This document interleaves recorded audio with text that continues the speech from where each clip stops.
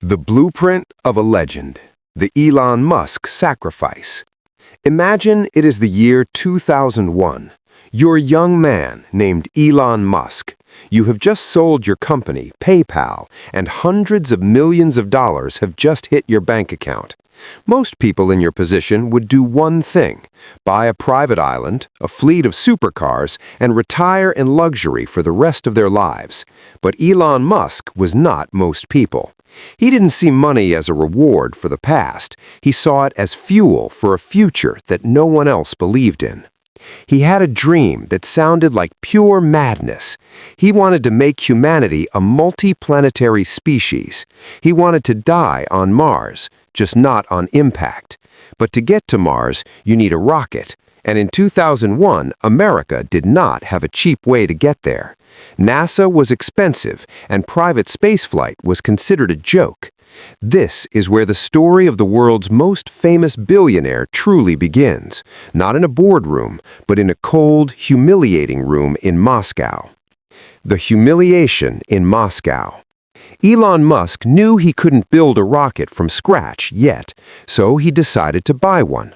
He flew to Russia with a small team. He sat in a dim room across from elite Russian rocket designers, men who had spent their lives building the machinery of the Cold War. Elon told them his vision. He wanted to buy their refurbished ICBMs, the intercontinental ballistic missiles. But the Russians didn't see a visionary. They saw a novice. They saw a rich American kid playing with toys.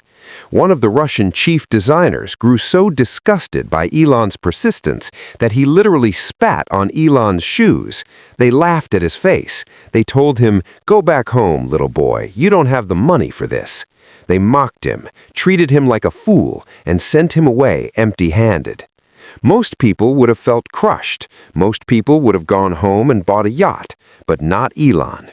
On the flight back to the U.S., while his companions were frustrated and drinking to forget the failure, Elon was silent. He was staring out the window at the clouds. Suddenly, he pulled out his laptop and opened a spreadsheet. He started calculating. He researched the cost of raw materials, aluminum, titanium, carbon fiber. He realized that the materials only cost 3% of a rocket's sales price. He closed his laptop and told his team, "We are going to build the rocket ourselves." That was the moment SpaceX was born. He took the spit of his enemies and turned it into the fire that launched a revolution. He decided that if the world wouldn't give him a seat at the table, he would build his own rocket and fly past them all. The year of living dangerously, 2008. If the story ended in Russia, it would be a triumph, but the reality of success is far darker. By 2008, Elon Musk was staring into the abyss of total failure. This is what historians now call the year of hell. 3 SpaceX rockets had already exploded in a row. Millions of dollars had literally turned into smoke in the atmosphere.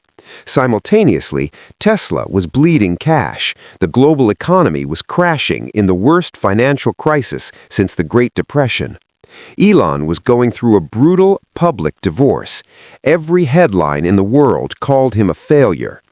Elon was down to his last $40 million. To a normal person, $40 million is a fortune, but for 2 giant companies like SpaceX and Tesla, it was nothing. It was a few weeks of payroll. He faced a choice that would break any human soul.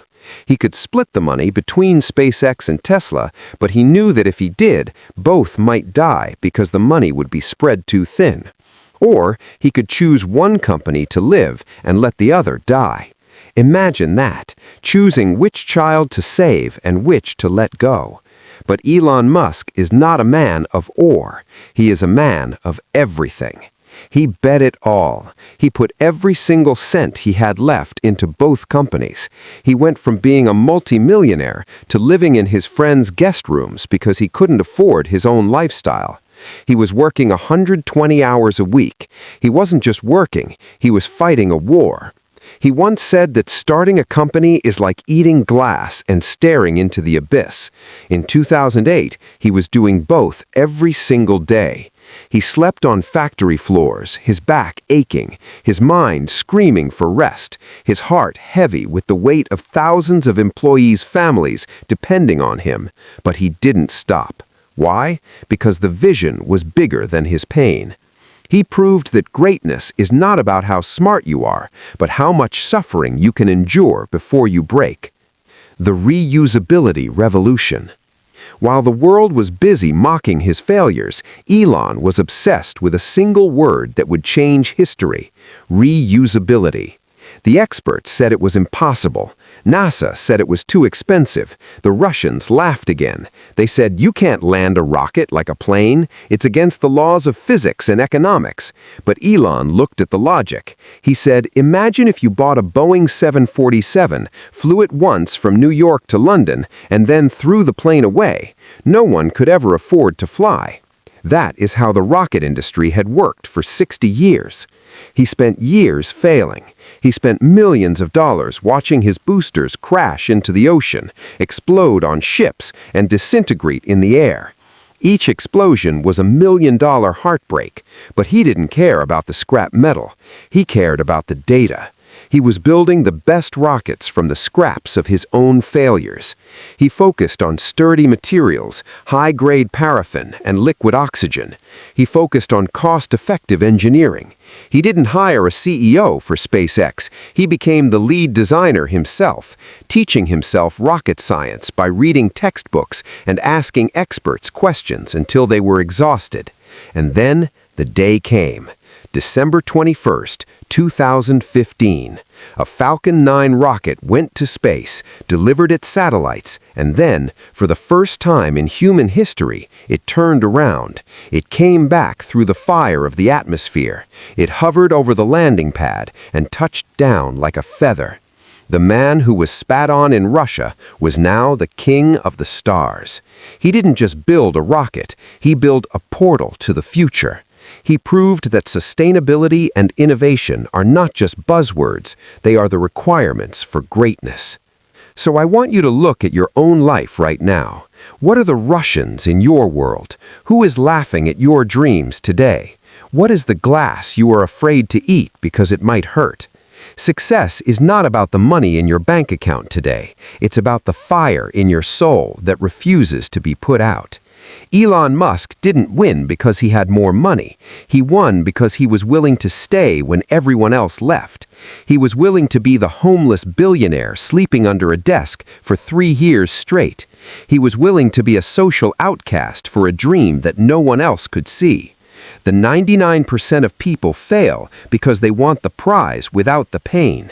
They want the billionaire status without the 120-hour work week.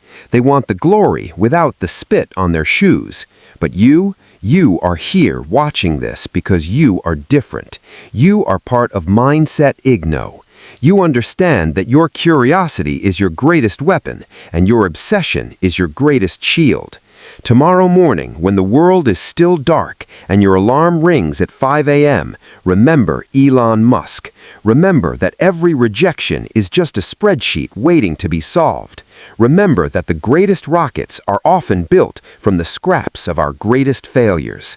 Hats off to you, the dreamers, the doers, and the future leaders.